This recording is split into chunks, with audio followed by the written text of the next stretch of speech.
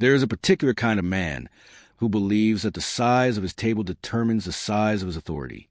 Gerald Whitmore was that kind of man. He had a large table. He had a large house on Meridian Lane in Greensboro, North Carolina, with a circular driveway and a front door wide enough to make a point of itself. He had 4 regional distribution companies, 3 vacation properties, one in Asheville, one on the Outer Banks, one in the Florida Panhandle he bought in 2009 and visited maybe twice a year, and the absolute, unexamined conviction that anyone seated at his table owed him something for the privilege of being there. I have never owed Gerald Whitmore a single thing. It took me 22 years of marriage to his daughter to act like it.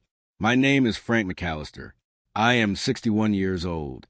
I spent 34 years in commercial construction, poured concrete in my 20s, managed crews in my 30s, built a supply chain from the ground up in my 40s, and eventually ran a mid-sized materials contracting firm out of Charlotte, North Carolina.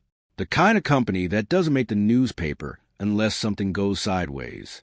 I have never needed to make the newspaper. I've always thought that if your reputation requires an announcement, you've already got the wrong kind of reputation. I want you to understand something before I tell you what happened at Thanksgiving. I am not a dramatic man. I don't make speeches.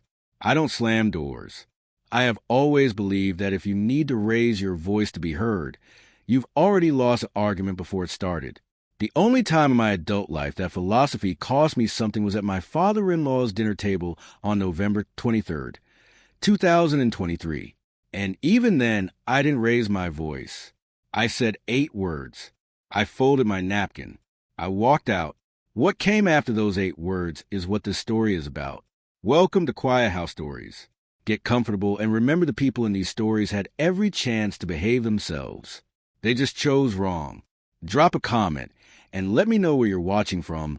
Hit that like button and make sure you're subscribed. Trust me, you're going to love it here. My wife, Catherine, is Gerald's eldest daughter. She is 58 years old and she has her father's organizational mind and her mother's temperament, which is to say she plans things carefully and absorbs disruption graciously. We have been married since 2001. In 22 years, I have watched her navigate her father's household with a kind of diplomatic precision that I have always admired and occasionally found exhausting. Gerald has 3 children total. Catherine, the eldest, Philip, 44, who runs the day-to-day operational side of Gerald's distribution network and carries himself with the easy confidence of a man who has never been told no by anyone whose opinion he was required to care about. And Diane, 51, the quietest of 3, who married a good man named Robert and lives in Spartanburg and mostly keeps her head down at family gatherings. Gerald himself is 73 years old. He started in distribution in his late 20s with a single warehouse outside of Greensboro and a work ethic that, by any honest account, was extraordinary. He built something real over 40 years, and I have never once denied him that. What I found harder to respect is what he did with the authority once he had it. There's a version of Gerald Whitmore who could have used his position to lift people. He chose a different version. He chose a version that kept score. Catherine, and I married in the spring of 2001. I came to that marriage with my own career already established, my own business name on a deed, my own reputation in the industry. Gerald treated me, from the first Sunday dinner I attended at his house, like a man who had been granted conditional admission to something he hadn't quite merited on his own. He was never openly cruel about it. That would have been easier. He was consistently, quietly diminishing, a small redirect of a conversation, a question addressed to Philip about a topic I just finished speaking on, the particular skill of the man who has spent decades managing people below him. Never insult directly, always diminish structurally, keep the target off balance without ever giving him a clean thing to push back against. I watched it. I filed it away. I said nothing. For 22 years. Our son Nathan is 29 years old. He graduated from NC State with a business degree in 2017. Spent 3 years after that working in commercial real estate. Good work, careful work. The kind of job where you learn how relationships sustain a deal long after the initial terms are set. In 2020, he came to work for me at McAllister Contracting and Material Supply. He runs our vendor relations division. He is smart in the way that takes a while to become visible. He doesn't perform intelligence. He just exercises it consistently in the details. He remembers what suppliers care about. He shows up early to meetings. He follows up without being asked. In 3.5 years, he has not lost a single vendor account due to relationship failure. Not one. Gerald Whitmore has never once asked Nathan a substantive question about his work. In 22 years of Thanksgiving dinners, Christmas mornings, 4th of July cookouts on the Meridian Lane back patio, I can count on one hand the sentences Gerald directed at my son that weren't variations of "how's school going" or "still working with your father?" Nathan absorbed it the way he absorbs most things, quietly without complaint, without making it anyone else's problem. He is his father's son in that particular way. I'm not always sure if I should be proud of it or sorry. What happened in September of 2023 changed the shape of things considerably. I want to take you back to September 15th. That is the day I signed the vendor agreement, the one that Gerald's people had been pursuing for the better part of 8 months. Let me explain the context carefully, because the context is the whole machinery of this story. Gerald's 4 distribution companies move building materials through the Southeast: lumber, roofing substrate, concrete components, steel framing elements, specialty hardware. They have done it for 4 decades, and they do it well. For the last 11 of those years, the primary material supplier for 2 of the 4 companies, Whitmore Southeast Logistics and Whitmore Carolina, had been a firm called Hargrove Industrial, based out of Raleigh. Hargrove's master supply contract came up for renewal in March of 2023. Gerald's procurement team, operationally led by Philip, had been in market for an alternative supplier since the previous fall. The Hargrove margins had tightened over 3 consecutive contract cycles, and Philip had decided it was time to find better cost structure. I did not go looking for this opportunity. I want to be clear about that, because the story changes character if I went looking for it. What happened was that Philip's procurement director, a man named Ray Sutton, someone I have known casually through the industry for approximately 6 years, the kind of relationship built over trade conferences and shared vendors rather than anything personal, called me in January of 2023 to ask whether McAllister Materials would be willing to have a preliminary conversation about the Hargrove replacement. I said yes. I said in the same tone I would use to agree to a lunch meeting.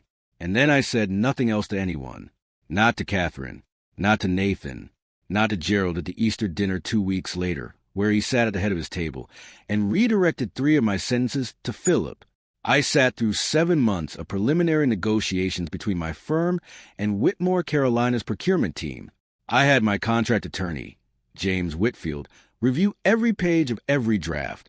James has 28 years in commercial contract law and the useful quality of never being surprised by anything. On September 15th at 11:03 in the morning, in James's conference room on Providence Road, I signed a master vendor agreement for material supply to both Whitmore Southeast Logistics and Whitmore Carolina, effective January 1st, 2024. Under that agreement, McAllister Materials will become the primary supplier for approximately 62% of the combined materials volume across both companies. The contract value over the initial 3-year term was $4,317,000. The termination clause required 90 days written notice and was only executable after the first anniversary of the contract commencement date. James had been particular about that provision. He said it was standard. I said good. I drove home. I put the signed copy in a green file folder. I placed a green file folder on the shelf above my workbench in the garage. I made coffee. I told no one. Quiet men are not empty men. Simple is not small. I need to account for the 2 months between September and Thanksgiving, because those 2 months are why the 8 words landed the way they did. In October, Nathan came to find me one evening after dinner. He sat down at the kitchen table with a glass of water, and he was quiet for a moment in the way he gets quiet when he's been carrying something and has finally decided to put it down. He told me that at a family gathering the previous weekend, a birthday dinner for Eleanor, Gerald's wife, Philip had made a comment in front of Catherine and Diane about Nathan's professional trajectory. Philip had said it was fortunate that Nathan had his father's company as a safety net, because he didn't seem to have the hunger for the real game. Nathan told me this in a flat, factual way, the way you report a weather condition. He said it didn't bother him. I knew it did. I know my son. I sat across from him at that table, and I looked at his face and I said, "Thank you for telling me." And that was all I said. Nathan nodded. He finished his water. He went to bed. I sat at that kitchen table for another 40 minutes after he went upstairs. I had a cup of tea, chamomile, steeped the way I always steep it, for minutes exactly, which Catherine has always said is too long, and I have always maintained is exactly right. I looked at the window above the sink. It was dark outside. The neighborhood was quiet. Somewhere 2 streets, over a dog was barking at something, and then stopped. I thought about the green file folder on the shelf in the garage. I thought about Nathan's procurement notes, the clipboard he carries to every vendor call, blue ink in the margins, every contact log with a time and a reference number, every follow-up action itemized and dated. He has been doing that since his first month at McAllister Materials. Nobody asked him to. He just decided that was how you kept an account healthy. I did not call James Whitfield that night. I finished my tea. I washed the mug. I went to bed. On a Tuesday in early November, November 7th, a cold, clear evening, 47 degrees by the time I left the office, I drove out to a job site we had in Concord, about 22 miles from Charlotte. It was a commercial build, a logistic facility, and it was going well, under materials budget by 4%, ahead of schedule by 11 days. Both of those numbers were the direct result of Nathan's vendor relationships holding through a tight supply period in September when 2 of our backup suppliers had gone on allocation. The crew had long since gone home by the time I got there. I parked in the lot, and I sat in the truck with the engine off. My breath fogged the windshield.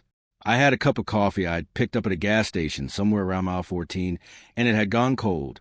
On the radio, an older station was playing something instrumental I couldn't quite place. Slow, steady, the kind of music my father used to keep on in his own truck when he was doing his thinking. I sat with it for a minute. Then I turned it off. I looked at the job site through the fog windshield. I looked at the clipboard on the passenger seat, Nathan's from a vendor call earlier that week. His handwriting, his blue ink, his reference numbers. Every entry timed and dated. 6 straight months of vendor relationships held clean. I thought about Gerald Whitmore telling a table full of people that not every young man has a hunger to amount to anything real.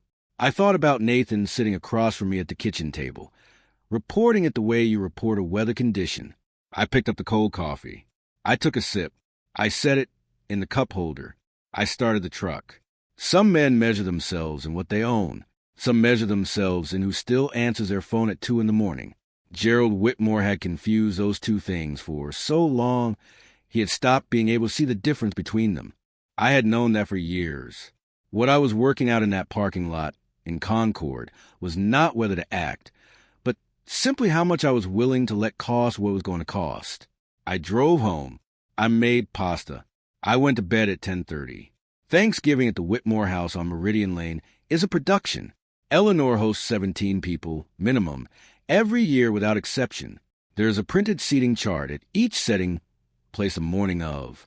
The table is set with a china that belonged to Eleanor's grandmother. There are 3 kinds of cranberry preparation because Gerald's brother Raymond insists on the canned variety, and Eleanor refuses to serve only the canned variety, and so they have arrived over the years at a détente involving 3 separate dishes. I have sat at this table for 22 Thanksgivings. I have sat near Gerald for 19 of them. I believe he prefers to keep me within his operational radius. We arrived on November 23rd at 4:15 in the afternoon. Catherine had made Eleanor's cranberry bread, wrapped in the same cloth she always uses, the one her mother gave her the recipe on. Nathan arrived separately at 4:45, clean dark jacket, good shirt, hair combed. He looked like what he is, a capable, serious young man with nothing to prove to anyone. Dinner was called at 5:30. Everyone was at the table by 5:20. Gerald said grace, a practiced, resonant grace. Gerald has always been good at occasions, and Eleanor began the first course. For the first 35 minutes, everything was exactly what it has always been at that table. Conversation flowed in Gerald's direction the way conversation at his table always does. Raymond told a story about a fishing trip. Diane's husband, Robert, talked about a project at his firm. Philip talked about the distribution network's Q3 performance numbers with the comfortable authority of a man who has always had an audience for his numbers. At approximately 6:05, during the second course, Gerald asked Philip about the material supply transition. He was asking about the new vendor arrangement, how the handoff from Hargrove was shaping up, what the timeline looked like for January. He was asking Philip directly about my company's contract. He simply did not know it was my company's contract. Philip said the transition was on schedule, that the new supplier had strong regional capacity and favorable cost structure coming into the new year. Gerald nodded. He reached for the breadbasket, and then he looked down the long table at Nathan.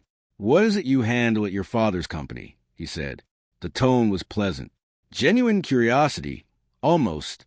That was always a particular craft of Gerald's dismissal. It wore the face of interest. Nathan said, "Vendor relations.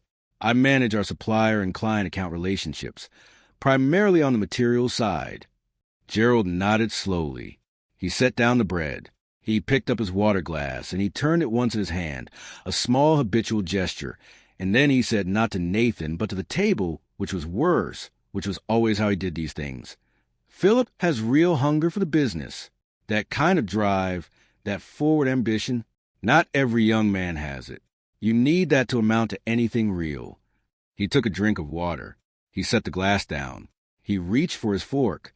The table went quiet the way a room goes quiet when something has been said that everyone heard and no one is going to directly address. Nathan looked at his plate. I set my fork down on the rim of my plate. I looked at the breadbasket. I looked at Catherine's cranberry bread in its cloth. I looked at 22 years of Sunday dinners and redirected conversations and questions addressed to Philip about topics I had just finished speaking on. I looked at Gerald Whitmore at the head of his table. I said, "Then he'll never work for you again." 8 words, said in a normal voice, not loud, not theatrical, just said, the way you state a fact you have already verified. I stood up. I folded my napkin and set it beside my plate. I reached behind me for my jacket on the back of the chair. I put it on. The only sound in that dining room was Eleanor setting down her serving spoon. I walked in the table, past Raymond, past Diane, through the hallway, through the front door, and out into November evening. It was 38 degrees on the porch. My breath was visible immediately. I stood there for 30 seconds, long enough to button my jacket, 3 buttons, top to bottom, and then I walked to my truck, backed out the Meridian Lane driveway, and drove home. I did not call Catherine. I turned the radio off about 4 miles from the house and drove the remaining 12 miles in complete quiet. I pulled into our driveway at 7:19. I went into the garage. I stood at the workbench for a moment. I looked at the green file folder on the shelf above me. I left it where it was. I went inside. I made a cup of tea. I sat at the kitchen table, and I looked at the window above the sink, and I did not think about Gerald. I thought about Nathan at that table, looking at his plate, absorbing something he had done nothing to deserve, the way he has been absorbing it for 29 years in increments small enough to seem manageable until you add them all together. Catherine called at 7:47. I let it go to voicemail. She called again at 8:13. I answered. She said, "Frank, what happened? Dad is, everyone is." I said, "I left dinner." She said, "I know you left dinner. What did you mean? He'll never work for you again. What does that mean?"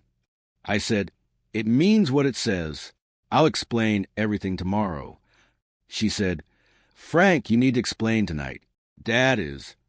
I said, "Good night, Catherine." I hung up. I want to be clear about what that night was and what it wasn't. It was not a performance. It was not a tantrum. It was information delivered plainly at a table where Gerald Whitmore believed he held every relevant card and simply hadn't been informed yet which cards were actually in play. I was not angry in the way that people who slam doors are angry. I was something quieter than anger and more durable. I went to bed that night, and I slept 7.5 hours without interruption. The decision had been made months before. The 8 words were just the clock starting. On Monday morning, November 27th, for days after Thanksgiving, I called James Whitfield at 9:03. James picked up on the second ring. He already knew why I was calling. We had discussed this possibility back in September. In the abstract, the way you discuss contingencies with a good attorney. I said, James, I need you to send the operational contact notification to Ray Sutton at Whitmore, Carolina. James said, the transition of day-to-day lead? I said, yes, effective January 1st. Nathan McAllister, Director of Vendor Relations, as the operational point of contact for all account matters. His name, his email, his direct line. James said, I'll have it to Ray by noon. I said, thank you, James. The notification went out at 11:47 that morning. It was 2 paragraphs. Professional, clear, complete. It informed Whitmore, Carolina and Whitmore Southeast Logistics that the primary operational contact for the McAllister Materials vendor agreement would be Nathan McAllister, Director of Vendor Relations, effective the contract commencement date of January 1st. All day-to-day communications, delivery coordination, account reviews, and relationship matters would route through Nathan directly. My name remained on the agreement as a contracting principal, but Nathan was the face, the voice, and the operational authority on a $4 million supply contract. Philip called me at 2:18 that afternoon. He did not sound like a man in a good suit with excellent posture and a firm handshake. He sounded like a man who had just read something he was trying to make sense of. He said, Frank, Ray Sutton just forwarded me a contact transition notice. Our materials vendor for the January contract. Is that you?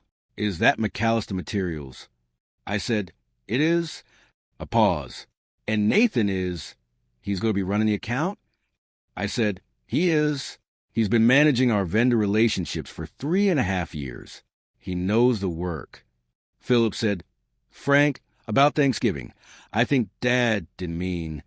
I said, Philip, Nathan has not lost a single vendor account in 3.5 years due to relationship failure. He'll do good work for you. If you have operational questions about the contract, he's the right person to contact.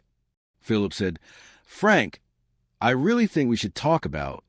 I said, I'll let you get to it. I hung up. Gerald called me on Wednesday morning. Gerald Whitmore, who in 22 years of marriage has called me 11 times. I counted years ago, out of nothing more than idle curiosity. Called me at 8:44 in the morning. I let it go to voicemail. He left a message. 41 seconds. He said he felt the dinner had been mischaracterized by the moment. He said he was simply making a general observation about business ambition, not a specific comment directed at Nathan. He said he hoped we could discuss it as a family, that he didn't feel what happened warranted the kind of disruption I seemed to be setting in motion. His voice was measured, controlled. Gerald Whitmore is very good at controlled. I played the message twice. I set the phone face down on the kitchen counter. I stood at the counter for a while. I thought about the 11 calls in 22 years. I thought about the seating chart at Thanksgiving, and the water glass turned once in Gerald's hand, and Nathan looking at his plate. I thought about Nathan in my driveway after the October birthday dinner, reporting Philip's comments the way you report a weather condition. I thought about blue ink in the margins of a vendor call log, every entry timed and dated. I called Gerald back on Friday morning. I did not rehearse the call. I called when I was ready. Gerald picked up immediately. He said, Frank, thank you for calling back. I think we really do need to sit down, just the two of us, and I said, Gerald, Nathan is the right man for your account. I think you'll find that out over the course of the contract. Gerald said, Frank, that's not what I want to discuss. What I said at dinner. I want to explain the context. I said, I understand. Have a good weekend, Gerald. I hung up about 3 weeks after Thanksgiving. Diane's husband, Robert, a man I have known for 18 years, a steady, careful man who keeps his own counsel, drove up from Spartanburg to see me, about 90 miles. The fact that he drove 90 miles on a weekday told me he thought it was worth the distance. We sat in the kitchen. He had coffee. I had tea. He didn't waste much time on preamble. He said, you know what Gerald said at that table wasn't really about Nathan. I said, what was it about? He said, Gerald, at 29. Gerald at 29 was terrified. He started that warehouse because he was scared of what would happen if he didn't Scared that without it, no one would think he amounted to anything. He built the whole thing on that fear. 40 years, and the fear never left. He just got better at pointing it at other people. I looked at my mug. I didn't say anything. Robert said, "He looks at Nathan, and he sees a young man who isn't running from something, who doesn't need the table to know who he is." And Gerald genuinely cannot read that. He's never met it himself. So he interprets it as absence, as lack. He thinks if a man isn't afraid, it means the man doesn't care enough. I sat with that. The kitchen was quiet. Outside, the neighbor's dog wandered to the backyard the way it does every morning, slow and deliberate and unbothered. Robert said, "I'm not defending him. I just think you deserve to know the whole shape of it." I said, "I appreciate you coming." He said, "How's Nathan?" I said, "Nathan's fine. Nathan has always been fine." Robert nodded. He finished his coffee. He drove back to Spartanburg. I thought about what he said for a long time after he left. Gerald Whitmore spent 4 decades building something real out of a fear he never examined and never resolved. Somewhere along the way, the fear became the whole engine, and he forgot that there were other engines entirely. That a man could build something steadily, over years, because he found the work worth doing. That a son could be thorough and patient and careful, and those things could be the whole of what he needed to be. Not a lesser version of hunger, but a different and in some ways more durable thing. I am not sure whether what I feel toward Gerald now is sorrow or just a plain understanding of a man's limitations. Probably both. The two are not always distinct. January 1st arrived. The McAllister Materials contract commenced. Nathan drove to Whitmore, Carolina's regional office in Greensboro on January 3rd for the operational kickoff meeting. He called me that evening at 7:12. He said, "It went well. Ray Sutton had everything organized. Clean handoff from Hargrove." I said, "Good." He said, "Philip was there." I said, "How'd that go?" Nathan said, he shook my hand, said he'd heard good things about how I managed vendor relationships, that he was looking forward to working together. A small pause. I think someone told him to say it. I said, "Probably. Does it matter?" Nathan thought about it for a moment. He said, "No." I said, "Good man." We talked for another 2 minutes about nothing in particular. A parts delivery Nathan was coordinating for a separate account, a project in Mooresville that was ahead of schedule. And then we said goodbye, and that was the end of it. We are not a family that requires many words when a few will carry the weight. I saw Gerald Whitmore for the first time since Thanksgiving at a family dinner in late February. Catherine arranged it at a restaurant in Neutral Ground, which I thought showed good judgment. It was the 22nd, a Thursday evening. I wore my charcoal suit, pressed the night before, and I drove to dinner alone. Gerald looked older than he had in November, not dramatically so, but the way a man looks when something he believed in has been quietly revised, and he hasn't entirely made his peace with the revision. Eleanor sat close to him throughout the evening. She has always understood Gerald more clearly than Gerald understands himself, and she seemed to be managing something that night without calling attention to it. Gerald said almost nothing to me directly. He was civil. He was present toward the end of dinner. The dessert course, coffee being poured. He looked down the table at Nathan, who was talking to Diane's youngest, a 9-year-old named who had apparently asked Nathan what concrete was made of, and Nathan was explaining it with the kind of careful thoroughness he brings to everything. He was drawing something on a napkin, but was nodding solemnly.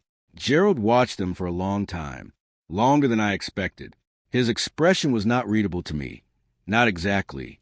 It was the expression of a man who is looking at something and revising an assumption he has held for years and has not yet decided what to replace it with. He looked back at his plate. He picked up his fork. He finished his meal. He did not say anything about the contract. He did not say anything about November. He did not say anything about Nathan's trajectory or anyone's hunger for the real game. He ate his dinner, and he drove home, and so did I. I pulled into my driveway at 9:47. I sat in the truck for a few minutes before going inside. The garage light was on. I'd left it on when I left, which I sometimes do, and I could see through the side window the shelf above the workbench. The green file folder's still there, where I'd put it in September, where I'll probably leave it for a while. There are things that resolve with a clean finish, and things that resolve the way a long winter does. Not with a single warm day, but with the slow, undramatic absence of cold. What I said at that table in November was not the end of the story. It was a moment when a shape that had been forming for 22 years finally became visible to everyone in the room. Gerald Whitmore did not lose something at Thanksgiving. He found out the dimensions of something he had never accurately measured. Those are different things, and I have tried to be careful about not confusing them. Nathan will carry that contract through December 31st, 2026. He will do it the way he does everything, without announcing it, without performing it, with his blue ink log and his timed reference numbers and his follow-ups that nobody had to ask for. Whatever Gerald makes of that over the course of 3 years is his own business. I have said the 8 words. The rest is Nathan's. I got out of the truck. I went into the garage, and I turned off the light above the workbench. I stood in the dark for a moment with the smell of oil and cedar and the faint cold of the February air coming through the gaps in the door. Then I went inside. The thing about carrying a silence for 22 years is that you stop noticing the weight of it after a while. It just becomes part of how you move through rooms. Releasing it in 8 words at a dinner table does not feel like relief. Exactly. It feels more like the moment when you set down a tool you have been holding for so long you forgot you were holding it. The hand is lighter. The hand also doesn't quite know what to do with itself yet. I am still working that out. I expect I will be for a while. Some lessons you carry for years and then hand over. What you do in the quiet after that is the real work. If you enjoyed this story, join our community by hitting that like button and subscribing for more real, raw, and family-centered stories. And as always, thank you for being a part of Quiet House Stories. I will see you on the next one.